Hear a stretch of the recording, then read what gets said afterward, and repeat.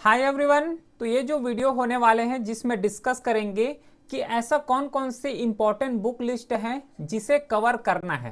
Clear है? तो ये ऐसा बुक लिस्ट के बारे में डिस्कस करेंगे जिसको कवर करोगे तो उसमें बेसिक कॉन्सेप्ट भी क्लियर हो जाए और उसी के साथ एज अ स्टैंडर्ड बुक यहाँ पे एज अ सोर्स की तरह भी इसको यूज कर सकते हो। क्लियर है? तो देखो यूपीएससी का जो स्टेजेस होता है जिसमें हमें डिस्कस करना है वो एक स्टेज होता है जिसे बोलते हैं फाउंडेशन। थोड़ा इस पॉइंट को समझना बहुत इंपॉर्टेंट है। ठीक है, ये थोड़ा बहुत ज़्यादा, थोड़ा नहीं बहुत ही ज़्यादा टाइम से कर सकते हैं। इस पॉइंट को थोड़ा समझना। पहला एक कॉन्सेप्ट होता है फाउंडेशन का, उसके बाद आते हैं जीएस पेपर। ठीक है, जितना जीएस पेपर होते हैं उसको, उसके बाद आते हैं इंटरव्यू का फेस। ये है, तो इंटरव्यू के बारे में अभी डिस्कस नहीं करेंगे।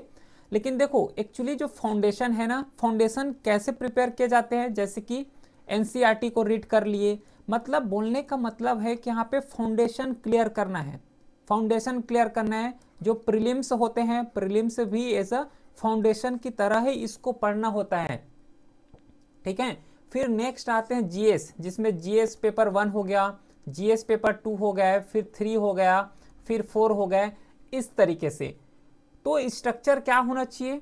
तो स्ट्रक्चर पढ़ने का ऐसा होना चाहिए कि पहले फाउंडेशन बिल्ड करो, फाउंडेशन बिल्ड हो जाए तो उसके बाद जीएस की तरफ मूव ऑन करना है और इसी के अकॉर्डिंग बुक लिस्ट कवर करेंगे।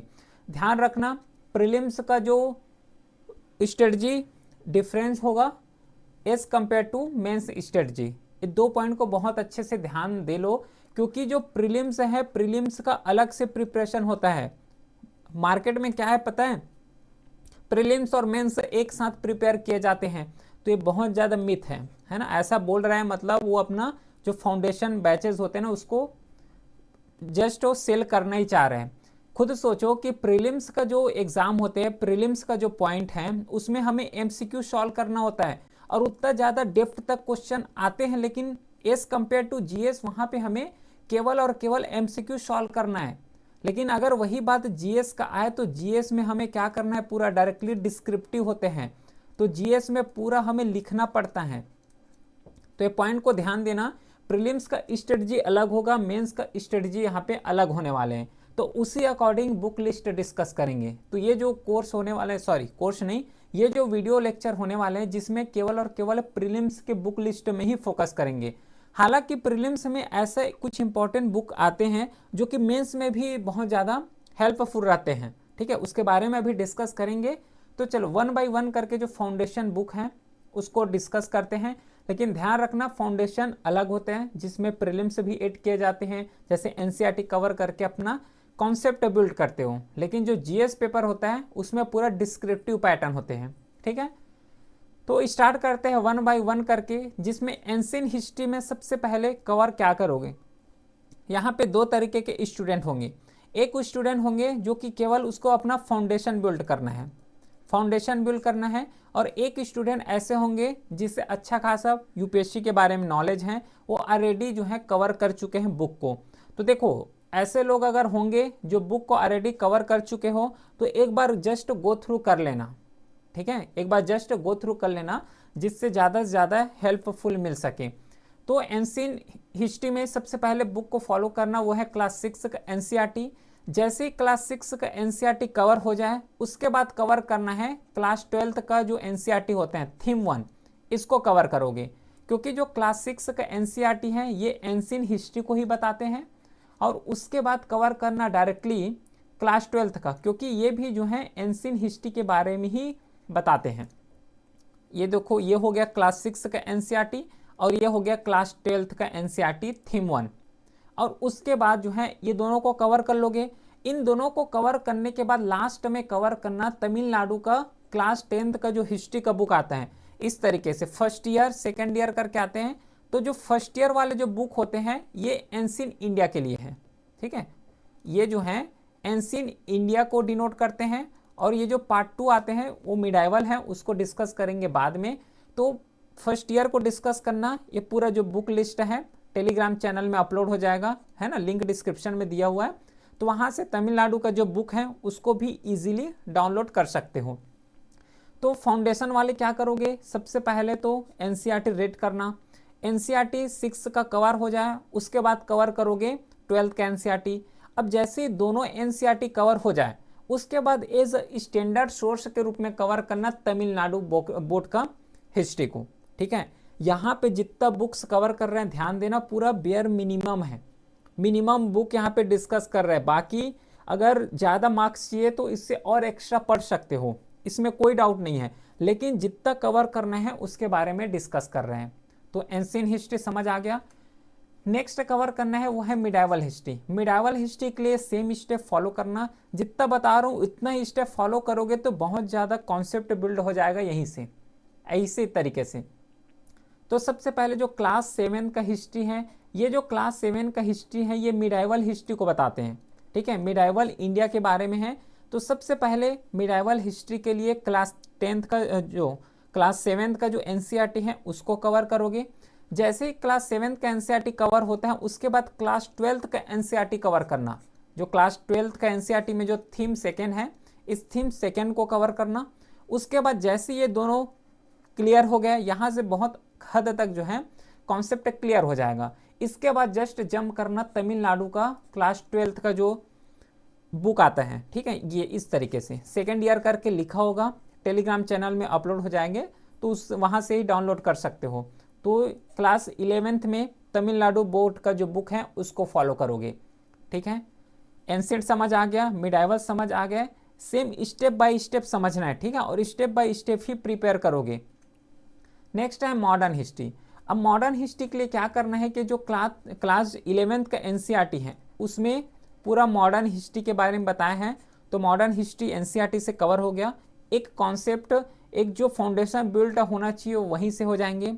इसके बाद जैसे ही 8वीं क्लास का जो है एनसीईआरटी क्लियर हो गया, उसके बाद जंप करोगे क्लास 12th का एनसीईआरटी जो कि थीम 3rd है, उसमें कवर करना है। ये जो है 8 का एनसीईआरटी है और ये 12th का एनसीईआरटी है। अब जैसे ही ये दोनों एनसीईआरटी कवर हो जाए तो अच्छे तरीके से यहाँ से भी कॉन्सेप्ट फाउंडेशन बिल्ट हो जाएगा। उसके बाद जंप करोगे सीधा स्पेक्ट्रम में, और ये जो स्पेक्ट्रम बुक है जो लेटेस्ट एडिशन होगा उसी को खरीदना। तो स्पेक्ट्रम को कवर करना स्टार्ट करोगे। ठीक है, मॉडर्न हिस्ट्री, एंशिएंट हिस्ट्री और मिडाइवल यहाँ से समझ आ गया। अब एक चीज़ ध्यान देना, जैसे कि ये जो मॉडर्न हिस्ट्री है, मॉडर्न हिस्ट्री जो है मेंस में भी पूछे जाते हैं, मेंस में भी मॉडर्न हिस्ट्री आता है। तो ये जो स्पेक्ट्रम है ये प्रीलिम्स में भी काम आ जाएगा और उसी के साथ मेंस में भी काम आ जाएंगे। लेकिन ये जितना बुक्स है ये खुद सफिशिएंट नहीं है। जिस तरीके से यूपीएससी का जो क्वेश्चन पूछे जा रहे हैं उससे सफिशिएंट नहीं है। लेकिन जितना ज़्यादा अपने आप को जो है बिल्ड कर सको यूपीएससी लेवल का, तो यहाँ से एक बेयर मिनिमम रिसोर्सेज हैं, इसको तो कवर करना ही करना है। अगर नहीं कर रहे हो तो फिर थोड़ा पीछे हट जाओ। ठीक है, अगर नहीं कर पा रहे हो, इतना नहीं कवर कर पाओगे तो एक स्टेप पीछे ही चले जाए, फिर अदर एग्जाम का प्रिपरेशन कर सकते हो। क्योंकि जो है बेयर मिनिमम रिसोर्सेज हैं, इसको तो कवर करना ही करना है। क्लियर है?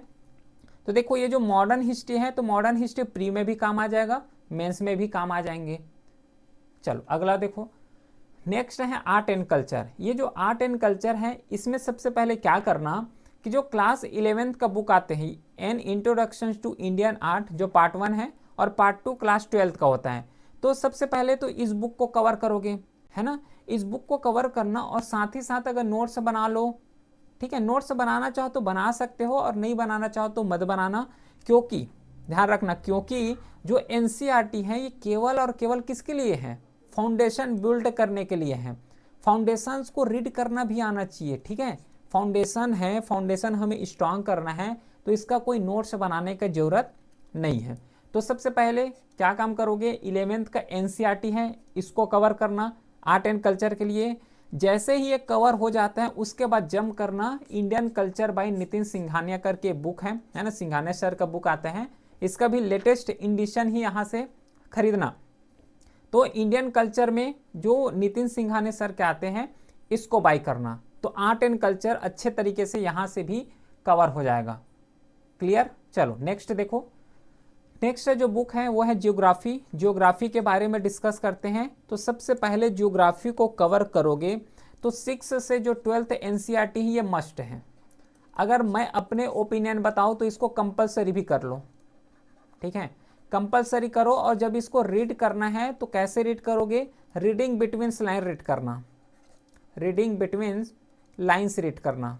हालांकि इसका पूरा क्लास का लेक्चर जो है स्टार्ट हो गए हैं, उसमें कवर कर रहे हैं पूरे एनसीईआरटी को रीडिंग बिटवीन लाइन्स के साथ, क्योंकि ये जो क्लास 6 से 12th जियोग्राफी कवर करोगे तो मोस्टली क्वेश्चन यहीं से देखने को मिलते हैं। और कोई क्वेश्चन ऐसे आ गए जो कि लोकेशन बेस्ड हो गए तो उसके लिए करंट अफेयर्स है, तो करंट अफेयर्स से प्रिपेयर हो जाएगा।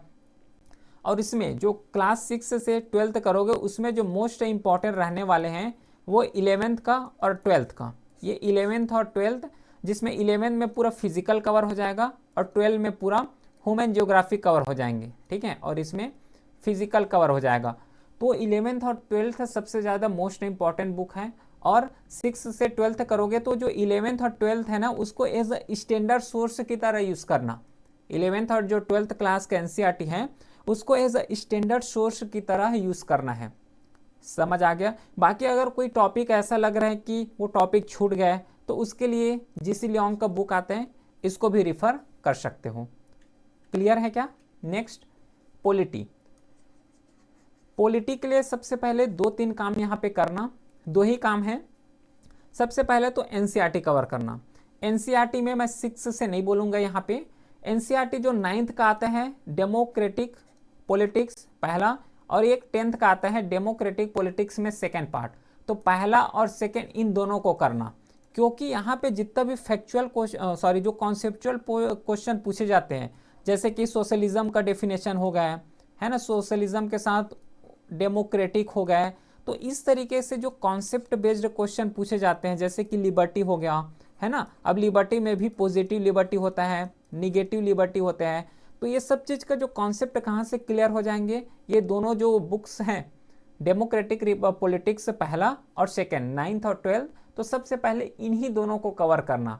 वहाँ से जो कॉन्सेप्ट है, जो थ्योरी टाइप या फिर जो फिलोसॉफिकल क्वेश्चन आते हैं, तो वो यहीं से टैकल हो जाएगा। तो 9th और 10th को जैसे ही कवर कर लोगे उसके बाद डायरेक्टली जंप करना है 11th NCERT, India constitution at work. ये जो है मोस्ट इम्पॉर्टेंट बुक है, इसको कवर करोगे। अब ये कवर हो गया तो यहाँ तक देखो 9th को कवर कर लिए, 10th और 11th, इन तीनों क्लास के जब एनसीईआरटी को कवर कर लोगे तो पूरा एक माइंड में मैप बन जाएगा कि एक्चुअल में पॉलिटी होता क्या है, किसको पॉलिटी बोलते हैं, इसमें क्या क्या कवर करना होता है। तो जैसे ही पूरा कॉन्सेप्ट बिल्ड हो जाए, तो कॉन्सेप्ट बिल्ड हो जाने के बाद लास्ट में कवर करोगे एम लक्ष्मीकांत, और एम लक्ष्मीकांत को जो है एज अ स्टैंडर्ड सोर्स की तरह यूज़ करोगे। अब यहाँ पे जो पॉलिटी है एम लक्ष्मीकांत, इसे यूज़ किए जाते हैं प्रीलिम्स में भी, प्रीलिम्स के साथ इसे मेंस में भी यूज़ किए जाते हैं। लेकिन ध्यान रखना मेंस में एम लक्ष्मीकांत सफिशिएंट भी नहीं होते है ना, इसमें ऐड किए जाते हैं डी बासु, इस तरीके से और बुक्स आते हैं, तो और डिफरेंट बुक्स को भी रीड करना पड़ता है, लेकिन एक मिनिमम सोर्सेज हैं, ठीक है। एम लक्ष्मीकांत जो है एक मिनिमम सोर्सेज हैं, तो प्रीलिम्स में मोर देन सफिशिएंट है, प्रीलिम्स के लिए सफिशिएंट है। तो एनसीईआरटी कवर करना है 9th, 10th और 11th, उसके बाद एम लक्ष्मीकांत बुक्स को कवर करोगे, ठीक है। नेक्स्ट है इकोनॉमी। इकोनॉमी में जो 9th और 10th का जो बुक्स है उतना ज़्यादा सफिशिएंट नहीं है ना, उससे कुछ उतना ज़्यादा मतलब UPSC exam point of view से इंपॉर्टेंट नहीं है। तो डायरेक्टली रीड करना क्लास 11th एनसीईआरटी, ठीक है। जैसे क्लास 11th एनसीईआरटी पढ़ोगे तो जो कुछ हिस्ट्री है ना, इकोनॉमी से रिलेटेड हिस्ट्री की, पोस्ट इंडिया जैसे हुआ है ना, इंडिपेंडेंस के बाद इंडिया का कैसे सिचुएशन रहे हैं, इंडिपेंडेंस के पहले कैसे सिचुएशन रहे हैं इंडिया का, तो ये सब चीज़ के बारे में डिस्कस हो जाएगा यहीं पे इंडियन इकोनॉमिक डेवलपमेंट में। तो इसे कवर करने के बाद Indian economy bye Nitin Singhania sir का बुक आते हैं इकोनॉमी में, तो इसको रेट करोगे, ठीक है। इसके बाद और जो है रमेश सिंह करके बुक आते हैं, तो उसको भी रिफ़र कर सकते हो, कोई डाउट नहीं है, कोई दिक्कत नहीं है। लेकिन ये बुक जो है बेस्ट लगा है ना, जैसे रीड किया हूँ तो जो नितिन सिंघानिया सर का है ये बुक जो है बेस्ट लगा। तो Indian economy Nitin Singhania sir का जो बुक है उसको भी फॉलो कर सकते हो, और अदर भी सोर्सेज हैं तो उसे भी फॉलो कर सकते हो, कोई दिक्कत नहीं है। तो इकोनॉमी में एनसीईआरटी 11th का कवर करोगे, इसके बाद कवर करना है नितिन सिंघानिया सर के इकोनॉमिक्स बुक्स को। नेक्स्ट टॉपिक आता है इन्वायरमेंट। एक्चुअली जो इन्वायरमेंट हो गया, ये मोस्टली जो क्वेश्चन पूछे जाते हैं करंट अफेयर्स बेस्ड जो है क्वेश्चन ही आते हैं।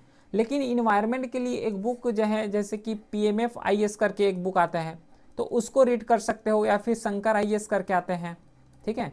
तो इन सब को जो है रिफ़र कर सकते हो। लेकिन PMF IS में थोड़ा लेंदी है, लेकिन ग्राफिकल रिप्रेजेंटेशन अच्छे तरीके से किए गए हैं PMF IS में। शंकर IS में भी ठीक तरीके से है। तो दोनों में से किसी एक को चूज कर सकते हो इन्वायरमेंट के लिए, ठीक है। और उसी के साथ इन्वायरमेंट में करंट अफेयर्स भी ऐड करना है। तो मोस्टली जो टॉपिक आते करंट अफेयर्स ही बेस्ड क्वेश्चन पूछे जाते हैं। तो कोई भी कोचिंग मटेरियल में दोनों का कोई भी एक यहाँ पे यूज़ करना, चाहे PMF IS का यूज़ करो, ठीक है, या फिर शंकर IS का करना। तो दोनों में से एक ही करना, दोनों को कवर नहीं करना है। नेक्स्ट जो है साइंस एंड टेक्नोलॉजी है। इसमें एक्चुअली क्या है, जो रिसोर्सेज हैं बहुत लिमिटेड हैं। इसमें जो रिसोर्सेज हैं साइंस में, साइंस एंड टेक्नोलॉजी में, तो ये जो है अच्छा तरीका है कि करंट अफेयर से प्रिपेयर कर लो। जैसे कि करंट अफेयर्स में जेनेटिक्स से रिलेटेड अगर क्वेश्चन आ गया, तो जेनेटिक्स से क्वेश्चन आ गया, तो इसके लिए क्या कर सकते हो, एक तो करंट अफेयर्स कवर करोगे। उसके साथ जेनेटिक्स क्या होता है एक अपने लेवल में नोट्स भी बना सकते हो। तो इस तरीके से अच्छे तरीके से साइंस एंड टेक्नोलॉजी को भी कवर कर लोगे। तो ये तो रहा पूरा कंप्लीट बुक लिस्ट। जो इम्पोर्टेंट बुक लिस्ट है, जो prelims exam point of view से बहुत ज़्यादा इंपॉर्टेंट है, उस हर एक बुक्स को डिस्कस किए हैं। बाकी जैसे कि तमिलनाडु बोर्ड का बुक हो गया, NCERT हो गया, ये सब जो है टेलीग्राम चैनल में अपलोड हो जाएगा और लिंक भी डिस्क्रिप्शन में दिया हुआ है। बाकी कोई भी क्वेरी हो तो व्हाट्सएप नंबर दिया हुआ है, इसमें मैसेज कर सकते हो। बाकी चलिए फिर मिलते हैं हम नेक्स्ट क्लास में। तब तक के लिए thank you, have a great day.